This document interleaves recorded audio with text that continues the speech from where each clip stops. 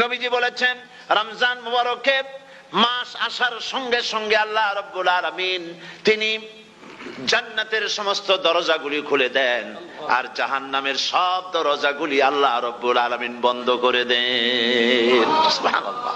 আর শয়তানকে শৃঙ্খল দিয়ে বেঁধে ফেলা হয়, শিকল দিয়ে শয়তানরা বাঁধা হয়ে যায়।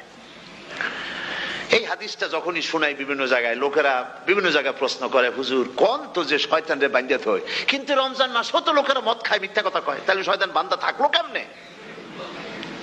আমি বলি দেখেন, এরও ব্যাখ্যা আছে। এর ব্যাখ্যা হলো এই, কোন কোন ঘড়ি আছে একবার চাবি দিলে 6 মাস চলে, আর একবার চাবি দিলে 2 বছর চলে, আবার চাবি দিলে লাইফ চলে যায়, এরকমের ঘড়িও আছে। কোন কোন মানুষের শয়তানে এমন চাবি দিছে যে চাবিতে 6 মাস চলে, কোনটায় 10 মাস চলে, কোনটায় বছর চলে। রোজার মাসেও যারা গুনাহ করে শয়তানে এমন চাবি দিছে যে রোজার মাসেও বন্ধ হচ্ছে না, এরা শয়তানের খপ্পরে পড়ে গেছে। আল্লাহ এই চাবি থেকে মুসলমানদেরকে হেফাজত করুন, বলি আমিন। জোরে বলেন আমিন।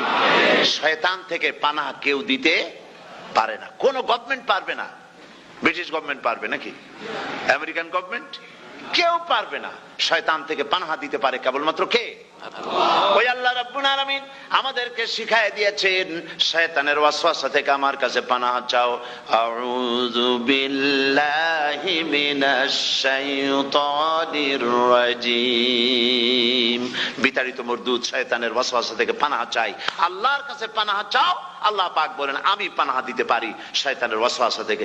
শয়তান থেকে আশ্রয় একমাত্র সিকিউরড, নিরাপত্তা পেয়েছেন আল্লাহর পয়গম্বরেরা। সুবহানাল্লাহ। আম্বিয়া আলাইহিমুস সালাম তারা আল্লাহ কর্তৃক নিয়ন্ত্রিত, শয়তানের ক্ষমতা নাই পয়গম্বরদের কাছে যাওয়া। চতুর সীমানার ভেতরে শয়তান প্রবেশ করে কোন নবীকে ওয়াসওয়াসা দিতে পারবে না, বলি সুবহানাল্লাহ। এই জন্য শয়তান থেকে বেঁচে যাওয়া, শয়তানের ওয়াসওয়াসা থেকে বাঁচা খুবই কঠিন।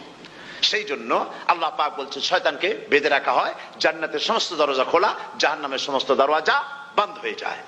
এই নিয়ামতের মাস আমাদের সামনে। প্রত্যেকটি যখন কোন ওয়ার্কশপ হয়, তো ওয়ার্কশপের জন্য এক একটা কি বলে সিলেবাস থাকে। রমজান মুবারক একটা ওয়ার্কশপ। এই ওয়ার্কশপের মধ্যে একটা সিলেবাস আছে, সেই সিলেবাসের নাম হচ্ছে কোরআন। কোরআন কোরআন কোরআন নাজিলের মাসে আমরা কি কোরআন তেলাওয়াত করি? বলেন। রোজা হচ্ছে, হাদিস শরীফের মধ্যে বলা হয়েছে আস-সাওমু জুন্নাহ, রোজা হচ্ছে ঢাল। রোজা কি কন্ত? ঢাল বোঝেন তো? ঢাল কি? প্রোটেক্টর।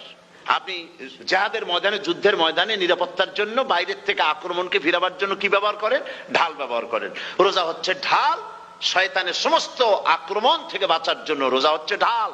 রোজার দিনে কেউ যদি আপনার সাথে ঝগড়া করে, তাহলে রাসূল বলেছেন তুমি বলো, তুমি ঝগড়ায় প্রবৃত্ত হবে না। তোমার সাথে যদি কেউ ঝগড়া করে, তুমি বলবে ইন্নী সাইম, আমি রোজাদার। আমি তোমার মতো ঝগড়া করতে আমিও পারি, আমি তোমার মতো গালাগালি দিতে পারি, কিন্তু আমি দেব না, ঝগড়াও করব না, গালিও দেব না, মারামারিও করব না, কারণ আমি রোজাদার। সুবহানাল্লাহ।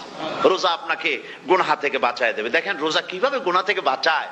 মিথ্যেবাদী, মিথ্যেবাদী সারাক্ষণ মিথ্যে কথা বলে, কিন্তু রোজার মাস আসছে, এখন মিথ্যাবাদী যারা তাদের ঘনিষ্ঠ লোকদের কাছে শুনেছি যে তারা বলে, যদি কোনো লোক দিনের বেলা আইসা যায় আর এমন কথা, যে কথা বলতে গেলে মিথ্যা বলা ছাড়া উপায় নাই তার জন্য, সে তখন বলে ভাই তুমি তো অসময় আসছো, এখন আমি খুব ব্যস্ত, আই এম ভেরি বিজি, তুমি রাত্রে আসো।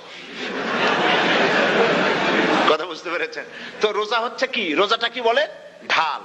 কোন মেয়ে লোকের দিকে চোখ পড়লো, আহা আমি তো রোজাদার, চোখকে সাথে সাথে নিচে নামায় ফেললো। গানের আওয়াজ আসলো, আমি তো রোজাদার, সে গানটা শুনলো না। কাজী সমস্ত গুনাহ থেকে বাঁচার জন্য রোজা একটা বিরাট হাতিয়ার। সুবহানাল্লাহ।